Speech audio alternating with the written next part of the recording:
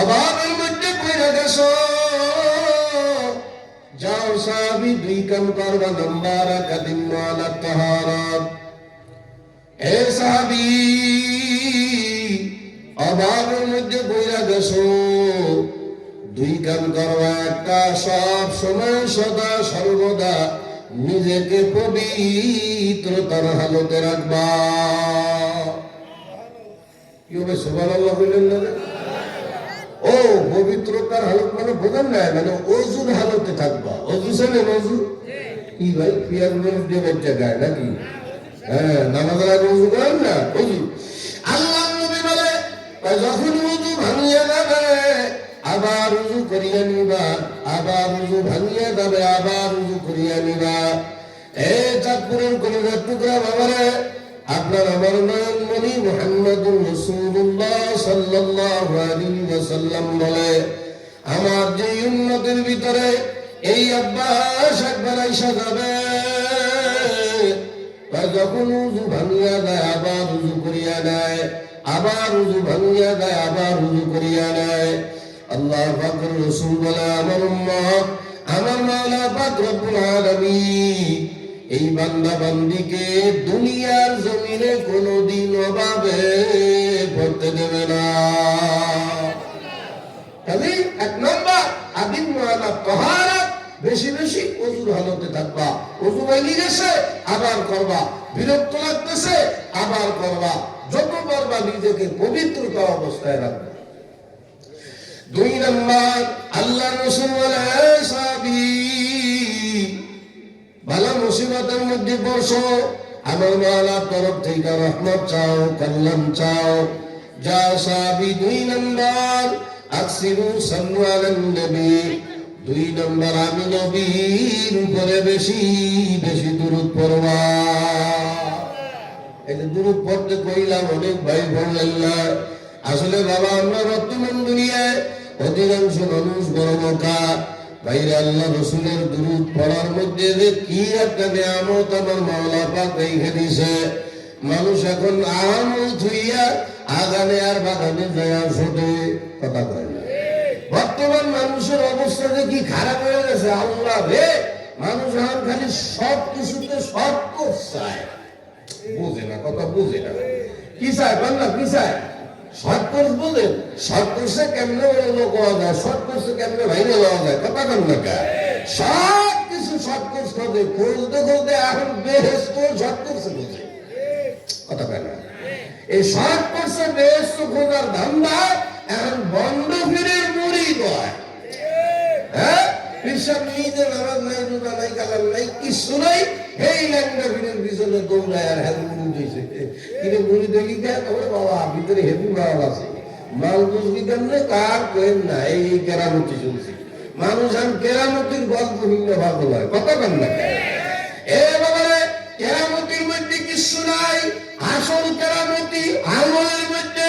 শোনা লাগে না? আমলের চাইতে বড় কেরামতি দুনিয়ার জমিনের মধ্যে আর কিছু নাই। আমার কলিজার টুকরা বাবারা, বাবারা, মানুষ আমল থুইয়া যত আগানে বাগানে ছুটবে, শুধু শুধু হায়াতে জিন্দেগির সময়টা নষ্ট করবে। আমলের চাইতে বড় কেরামতি দুনিয়ার জমিনে আর কিছুই হয় না। কেমনে বুঝাইতাম? এক বুজুর্গ আল্লাহওয়ালা হজে গেছে, কথা কি বুঝতে আছে? এক আল্লাহওয়ালা হজে গেছে মুরব্বী, এখন তো লঞ্চ হয়েছে, জাহাজ হয়েছে, বিমান হয়েছে, বিমান উঠতে দৌড় মারে। আগের আমলে এই মানে অধিকাংশ মানুষ হাইটা হাইটা হজ করতে যাইতো। এই বুজুর্গ হজে যাইতেছে, তো যাইতে যাইতে পাহাড়ি অঞ্চল, আসরের নামাজ পড়বে, এখন পানি বুঝতে পায় না। শরীয়তের পরিভাষায় 1 মাইলের ভিতরে পানি না পাইলে কি করবে? পানি না পাইলে কি করে? তায়াম্মুম করে, আর তায়াম্মুম করা লাগবে। কারণ পানি পায় না তখন মনে করছে তো তায়াম্মুম করা লাগবে, তো শেষবারের মতো আর একটু খুঁজি, এইবার যদি না পাই তাহলে তায়াম্মুম করে আসরের সালাত নামাজ আদায় করে ফেলবো। উনি এই শেষবারের মতো চিরুনি অভিযান দিয়ে আরেকটু পানি খুঁজতে গেছে, মাশাআল্লাহ চোখের সামনে কুয়া হয়ে গেছে। আবার কুয়া চেনেন না? কুয়া চেনেন না? জ্ঞান কুয়া বলে এরা তো আর বুঝবো না, এরা তো খালি সুইচিপদার ফসফস করে পালন করে, এরা কুয়া চেনবে কুয়া ইন্ডিয়া।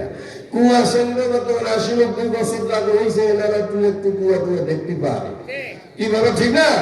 কুয়া পাইছে কলিজার পানি দৌড়ে কুয়ার কাছে গেছে জায়গা দেয় আল্লাহ আর কি হচ্ছে কুয়ার পানি 30-35 হাত তলে তলে বলে একদম তলায় পানি এই পানি দড়িও নাই বালতিও নাই গেছে কি করা যায় এমন সময় খেয়াল কাছে ভাসে একটা ঝুপড়ির মতো দেখা যায় তার মানে বোঝা যায় মানুষ বসবাস করে উনি ওই ঝুপড়ি বা বাড়ির সামনে যায় দাঁড়াইছে বাবা বাড়ির মধ্যে কে আসে একটু বাইরাও একবার 2বার 3বার 4বার 5বার ডাকতেছে কেউ সারা শব্দ দেয় না তো উনি মনে করছে বাড়িতে মনের লোক নাই তা হবে না তাই এমন করেই নামাজ পড়তে হবে এই মনে করে চলে আসার সময় করছে বাবা রে কেউ যদি খাও তো একটু জবাব দাও আমার উপকার হয় যে কইছে আমার উপকার হয় এমনি ছোট্ট একটা মেয়ে বাইর হয়েছে মেয়েটার বয়স সারা বাড়ি 8 থেকে 9 বছর বয়স ছোট্ট একটা মেয়ে আসছে আইসা হুজুর আমার আব্বাও নাই বাড়ির মাও নাই আপনি ডাকতেছেন তো শুনতেছি কিন্তু সারা রাত তো দিচ্ছি না বাড়িতে কেউ নাই আমি একা কিন্তু ওই যে আপনি বলছেন আপনার উপকার হয় কি বিপদে বললেন কি আবার এই জন্য আসছি কি হয়েছে হুজুর আরে মানে একটু পানি দরকার রে মা নামাজ পড়ি নাই আসলে মেয়েরাকে আশ্চর্য কথা কি করে আপনি ওরা আসে ভরণ নাই তাহলে আরে মামা পানি পাই নাই তো কি করবো একটা দড়ি বালতি আছে তোমাকে তাইতে দাঁড়ান এই মহিলা মেয়েরা ভিতরে ঢুকছে বাড়ির মধ্যে কিছুক্ষণ পরে খালি হাতে ফিরে আসছে আর কি বাবা দড়ি বালতি বাবা দড়ি বালতি আমার মা আর আব্বা এমন জায়গায় রাখছে আমি ছোট মানুষ নামাতে পারি না আমি অপরিচিত মানুষ আমরাও বাড়িতে ঢুকাইতে পারতেছি না কথা কি বলতে আসেন না মেয়েটা এক ব্যবস্থা আল্লাহ করবে চলেন দেখি মেয়েটা ওই বুজুর করে নিয়ে কুমার কাছে গেছে যাওয়ার পরে মুখ দিয়ে ফুট করে কি একটু পড়লো ওইরা কুয়ার মধ্যে থুতু ফেলাই দিল আরে আল্লাহ থুতু ফেলাইতে দেরি এই কুয়ার 30-35 হাত তলের পানি কুয়ার মুখ পর্যন্ত দেখে আল্লাহ আশ্চর্য আরে বাবা এটা কেমন সম্ভব পুরা আশ্চর্য হয়ে গেছে মেয়েরা কয় ও আল্লাহ দেরি করিয়েন না তাড়াতাড়ি উযু করিয়া আসলে সালাত আদায় করেন এই মহিলা মেয়েরা চলে গেছে আল্লাহর মনের মধ্যে তো সারে না কেনা কথা কয় না বলে এ কেমন সম্ভব এইটুক মাইয়ে কি আনবো এবারে মেয়েরা জিজ্ঞেস করতে গেলে যদি আবার কুয়ার বাড়ি তলে চলে যায় এই যুগ আমার বাড়ি বান কই দ্রুত উযু করিয়া বগলে যায় নামাজ শিলা আসলে সালাত আদায় করিয়া চলিয়া যাবে কিন্তু ওই যে মনের মধ্যে সারে না কেনা কথা কয় না আল্লাহর মনটা উঠেছে না কেন বলবে উনি আবার ওই বাড়ির সামনে যায় কয় হে মা আরেকবার যদি একটু গাড়ি চালাবো মেয়েটা আবার সাইজে যায় জিউজু বলেন কি বলবেন মেয়েটার ডাক দিয়া কেন তোমার নাম কি এমন নাম আয়েশা ও আয়েশা না কুয়ার কাছে গেলা কি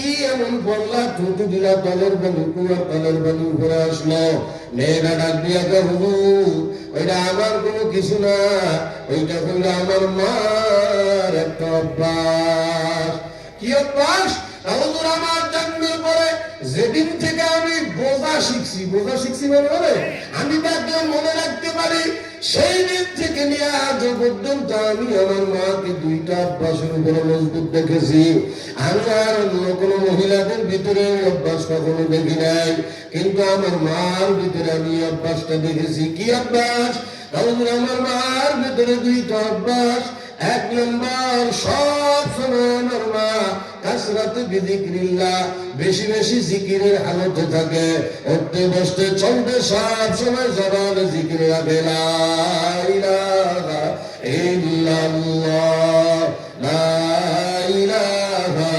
ইল্লাল্লাহ জবানে জিকির রাখা আমার একটা স্বভাবে পরিণত হয়ে গেছে আমার আব্বার সাথে কথা কয় মানুষের সঙ্গে কথা বলে তবুও মাথা জিকিরের তালে ঢুকতে থাকে প্রয়োজনীয় কথাবার্তা বলে কিন্তু জিকিরের তালে থাকে অনর্থক কোনো কথা আমার মাকে আমি কোনোদিনও বলতে শুনি নাই দেখিও নাই হুজুর আর 2 নম্বর যখন আমার মা জিকিরের হালতে থাকে না তখন আমার মা মুখ দিয়া আল্লাহ নবীর উপরে বেশি বেশি দরুদ পড়ে ওই কুয়ার কাছে যাইয়া আমার মা মাকে আমি দেখতে দেখতে দেখতে দেখতে ওই যে আমার মার একটা অভ্যাস আমার মধ্যে অটোমেটিক চলে আসছে।